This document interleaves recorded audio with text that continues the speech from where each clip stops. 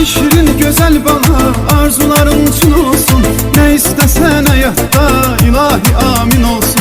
Dünyaya ser gelende sevindirdin herkesi. Sizden eksik olmasın o sesi, bayram sesi. Mübarekti ad günün, ömrü günüm, tebrik eləyirəm səni. Mənim üçün yaradıbdı vallahi